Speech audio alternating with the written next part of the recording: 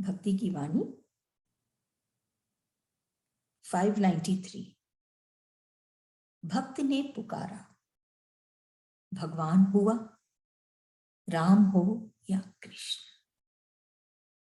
भक्त ने पुकारा, भगवान हुआ, राम हो या कृष्ण।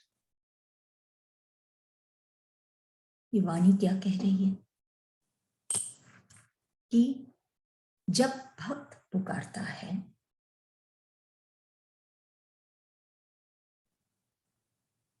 अपने ईश्वर को, प्रभु को, तब प्रभु प्रकट होते हैं।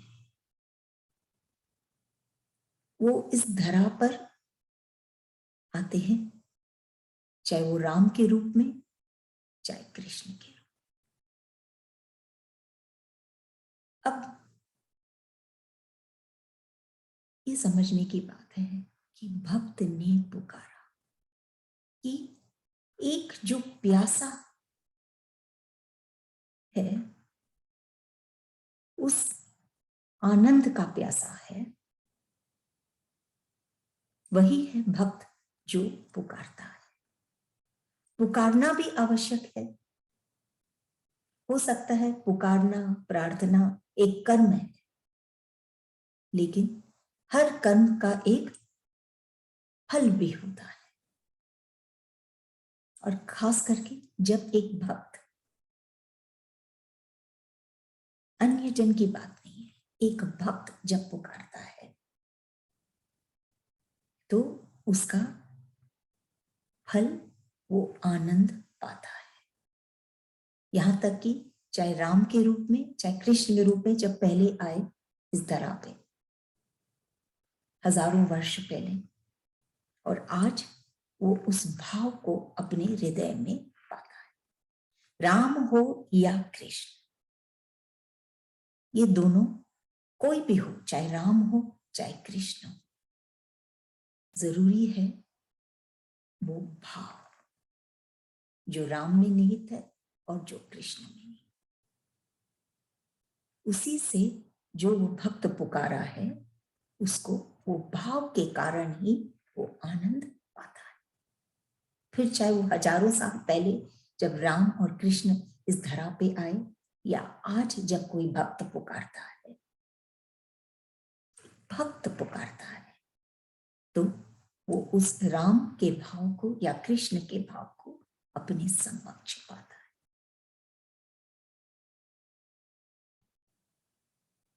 हम कई बार ध्यान देते हैं कि समुद्र हो या आकाश, दोनों नीले हैं। क्यों? क्योंकि गहरा है और असीमित है। जैसे नारायण, राम, कृष्ण, नारायण, वो भी गहरे हैं और असीमित है, इसीलिए नीले हैं।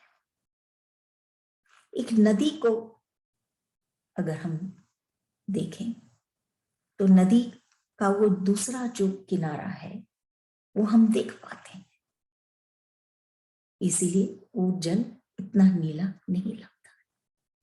ऑन द अदर हैंड, समुद्र को हम जब देखते हैं तो उसका अंत हमको दिखता नहीं, इसलिए वो समुद्र नीला दिखता है।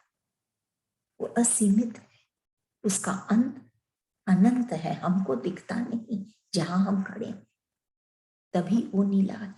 हाथ में हम वो जल लेते हैं तो वो सफेद है, लेकिन उसका किनारा दिखता नहीं, इसीलिए वो नीला प्रतीक होता है। ऐसे ही नदी का जल भी सफेद है, लेकिन उसका किनारा दिखता है, जो सीमित है, सरोवर है, नदी है, तो वो जल सफेद दिखता है। जो गहरा है और जो असीम है वो नीला है। जो भक्त जब पुकारता है तब वो किसको पुकारता है? उस सत्ता को जो गहरा है और असीमित है, और वो है राम या कृष्ण, ईश्वर।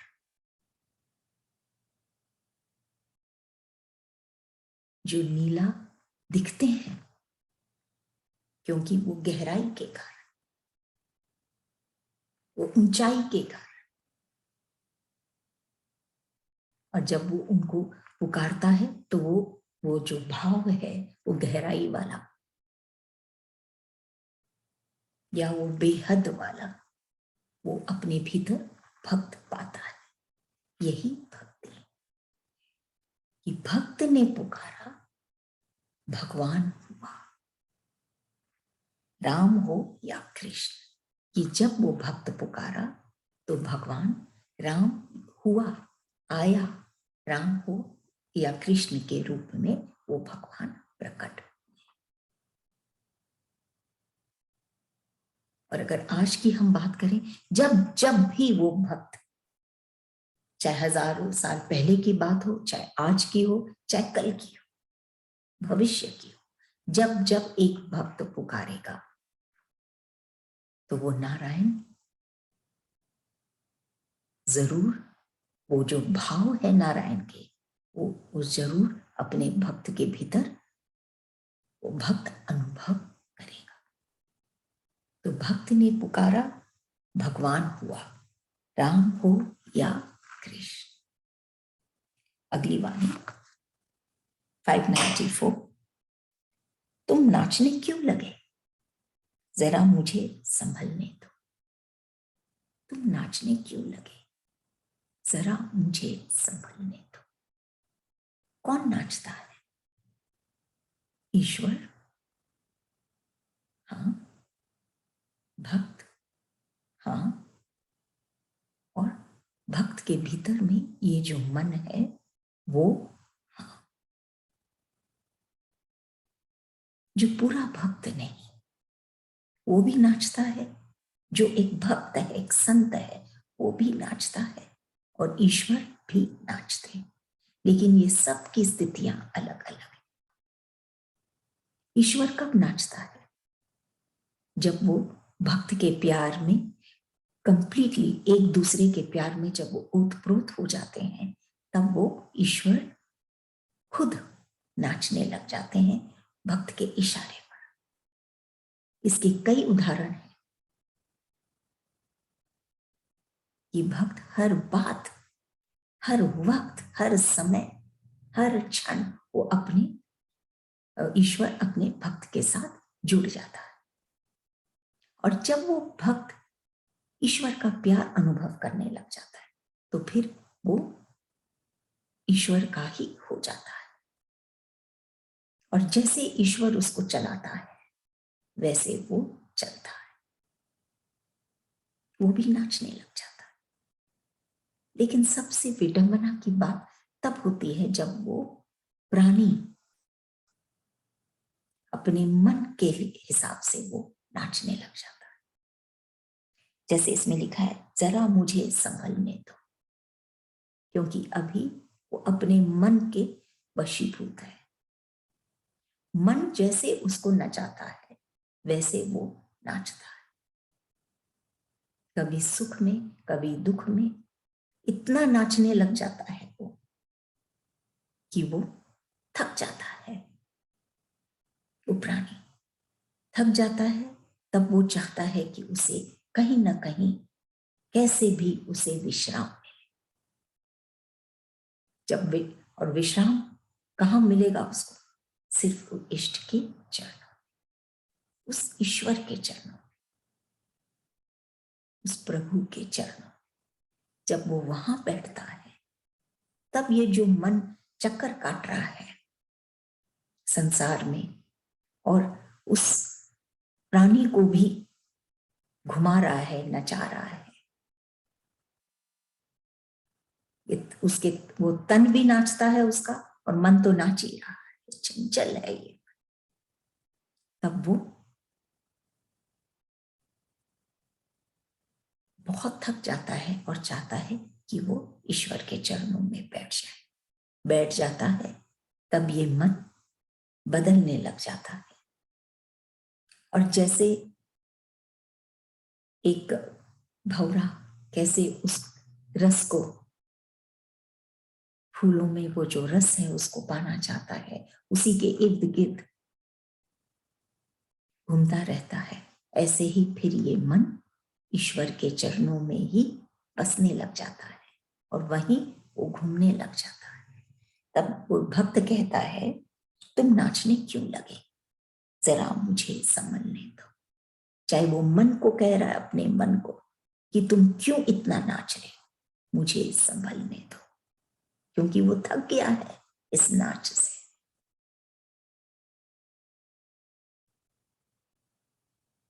वो संभलना चाहता है, वो स्थिर होना चाहता है, वो स्थित होना चाहता है, ईश्वर का होना चाहता है।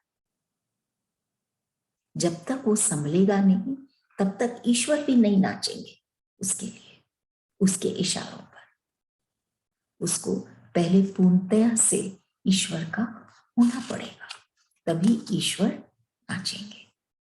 तभी कह रहे हैं कि अभी क्यों नाचते हो, अभी मुझे संभलने दो, मुझे वो रस पीना है। प्राय वो कुछ भी, आदमी जब कोई भी कार्य करता है तो उसके पीछे कोई ना कोई उसका नतीजा या फल उसको प्राप्त होता है। हम ये कह सकते हैं, कभी उसको ऐसा फल मिलता है जिसका वो एक्सपेक्ट किया था, जो वो एक्सपेक्ट किया वही वो पाता है कोई भी कार्य करके। कभी वो जो एक्सपेक्ट किया है उससे कम पाता है, कभी वो जो एक्सपेक्ट किया था उससे ज्यादा पाता है, और कभी जो एक्सपेक्ट किया था उससे विपरीत पाता है।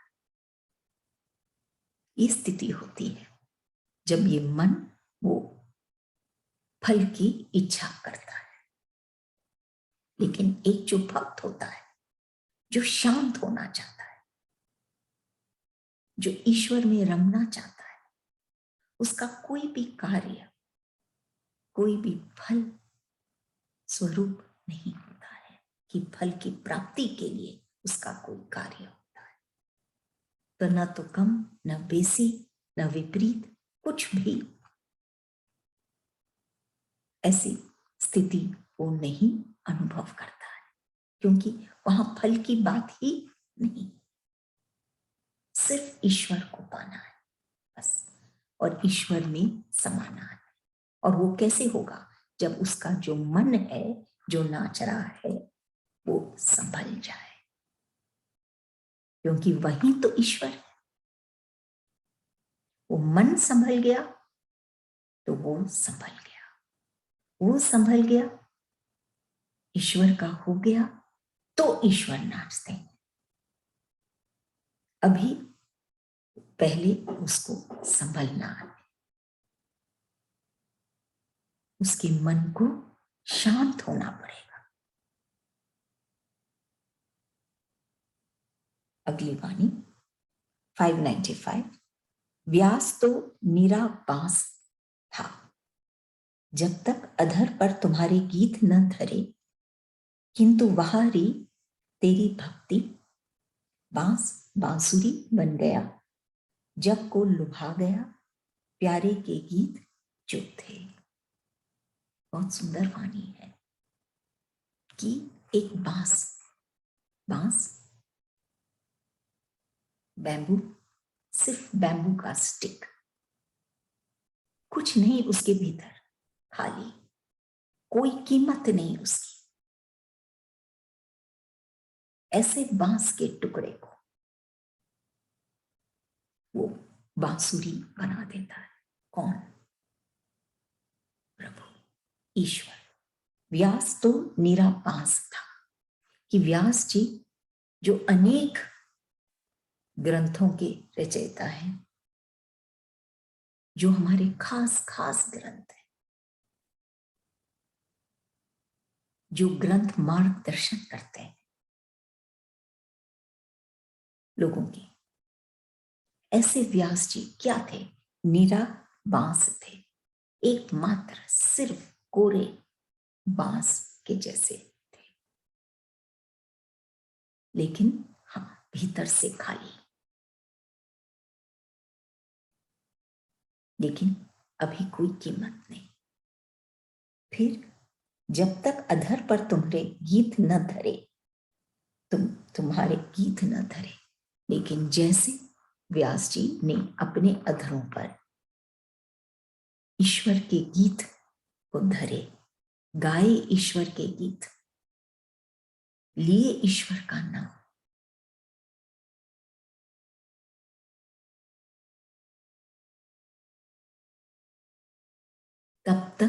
तब क्या हुआ? बाहरी तेरी भक्ति कि जब वो धरे ईश्वर का नाम, वो जो भक्ति किए, क्या हुआ? बाहरी भक्ति बांस बांसुरी बन गया। कि ये जो व्यास जी थे, जो एक बांस के समान थे, वो अब बांसुरी बन गए, जिससे जो स्वर निकलते हैं वो बहुत संगीत में और मधुर होते हैं। लेकिन उनको बजाता है, कुशलता है वो ईश्वर का, वो कृष्ण का। कि जब वो इस बांस के टुकड़े को जब वो बजाते हैं तो वो मधुर वाणी प्रस्तुत करती है। वो बांस बन गई एक बांसुरी। जग को लुभा गया, इतना मधुर लगा कि सब लोग जग में उस मधुर वाणी के आशिक हो गए, उस ईश्वर के। क्योंकि कुशलता तो कृष्ण का है, जिसने व्यास जी को एक बांस से बांसुरी बना दी। प्यारे के गीत जो थे, क्योंकि वो गीत प्यारे के थे, प्रभु के थे, तो हर एक प्यासा मुसाफिर उस गीत को सुनकर अपना सुध बुध खोने लगा।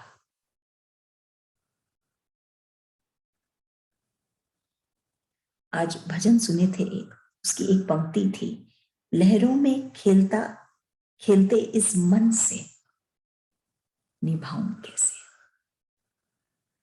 लहरों से खेलते इस मन से निभाऊं कैसे।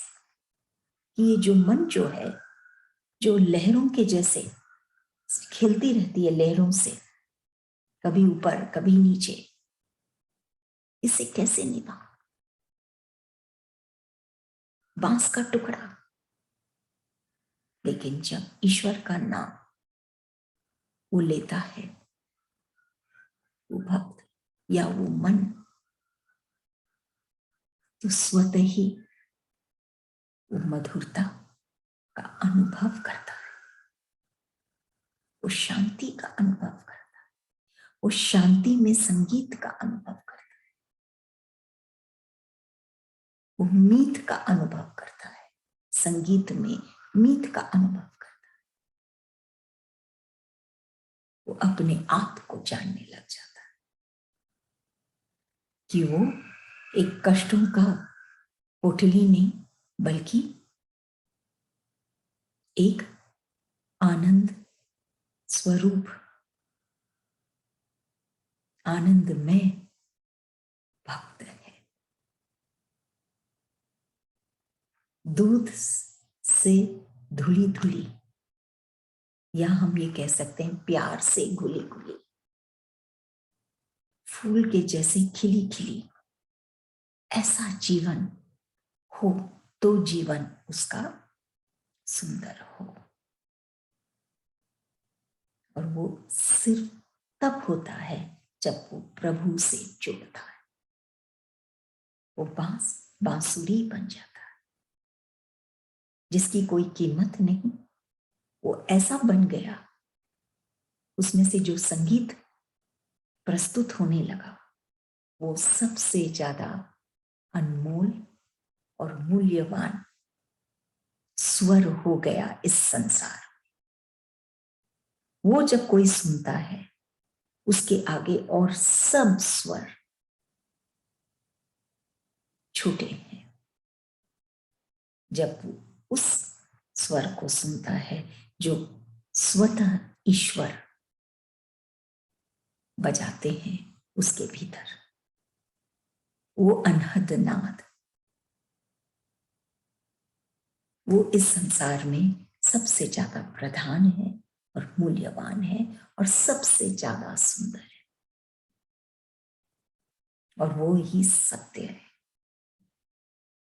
वो हमेशा था, है और रहेगा, और सब स्वर आते हैं और चले जाते हैं, लेकिन ये जो अनहद नाद है, ये हमेशा अनादिकाल से बचता जा रहा है, लेकिन सुनता है सिर्फ वो भक्त अति अल्प जो इस नाद को सुनते हैं। जो सुनते हैं वो तो बांस की जगह बांसुरी बन जाते हैं, फिर स्वतः ईश्वर उनके अंदर वो नाद बजाते हैं।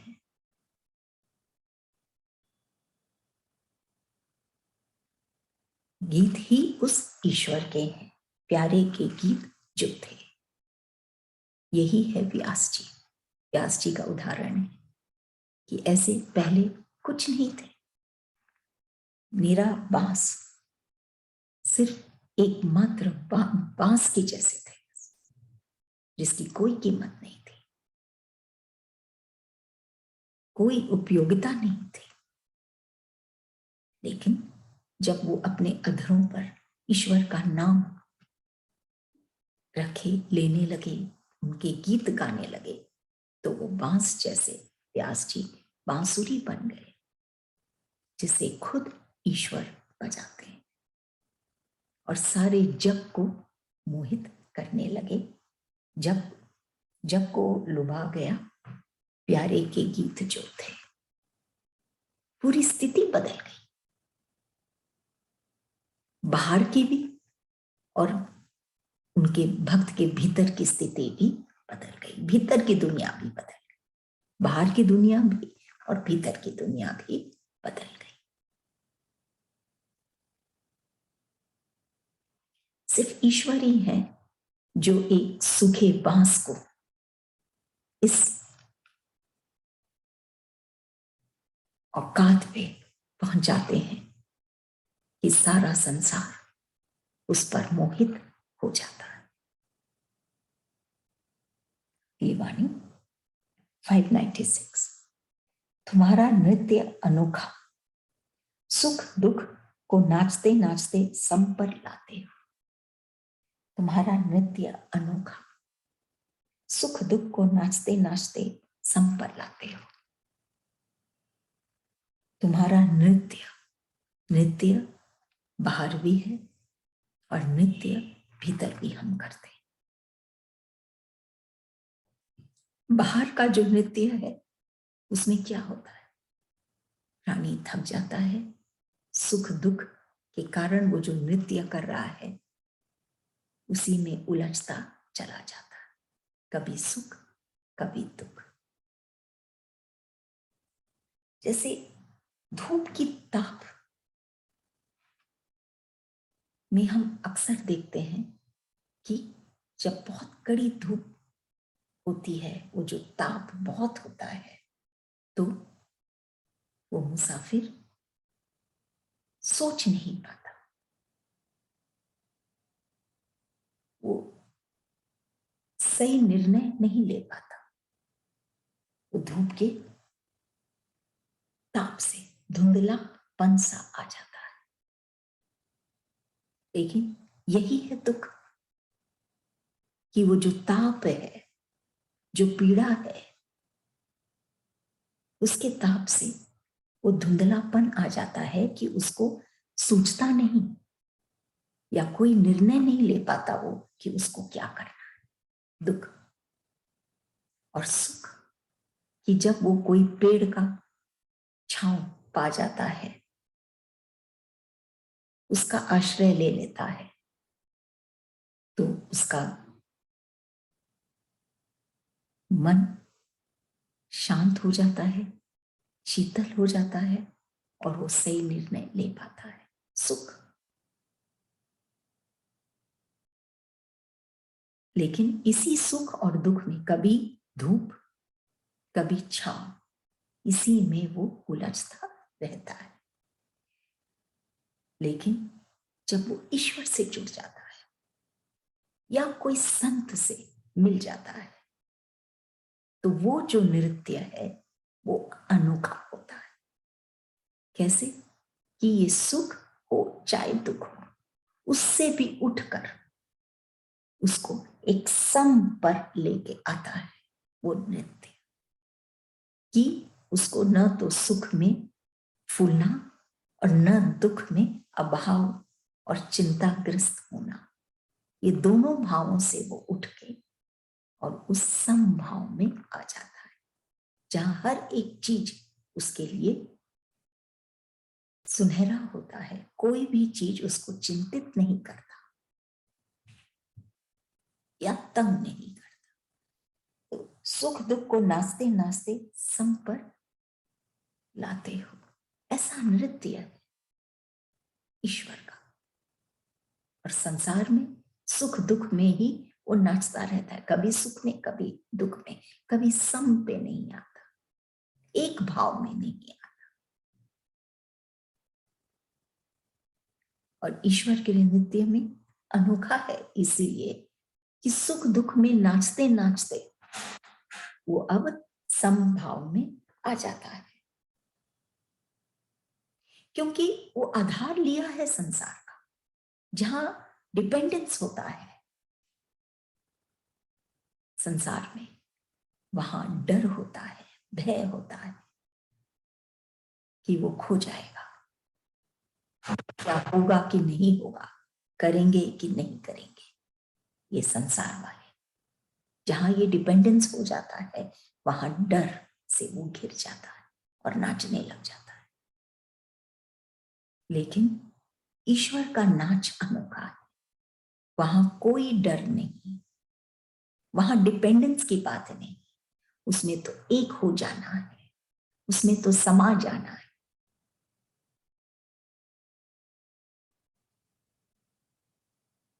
ईश्वर के प्रेम में ओतप्रोत हो जाना है।